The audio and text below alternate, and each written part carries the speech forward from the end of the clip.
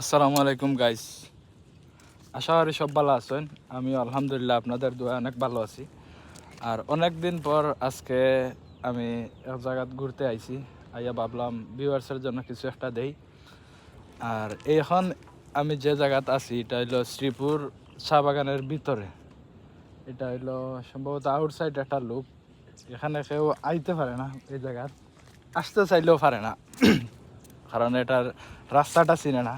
আর আইয়া ভাবলাম দেখাইয়া দেয় কিলা, হঠাৎ করে রাস্তা বা আইতে দেখি সালে ভাইয়ের লগে সাক্ষাৎ হয়ে গেছে। এবার সালে ভাইয়ের লগে সাক্ষাৎ হইয়া সালে ভাই যা অতদিন পরে আমার লাগে দেখা হইলো, ওনার কাছ থেকে ওনার অনুভূতিটা জানতে চাইব। ভাই ও তোমার অনুভূতি কি?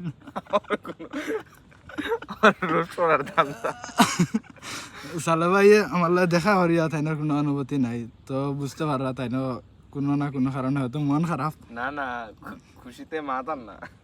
মানে ভাই, তো গাইস আজকের যে ওয়েদারটা খুব সুন্দর ওয়েদার। আর এটা বৃষ্টিও না, রোদও নাই, সুন্দর পরিবেশ।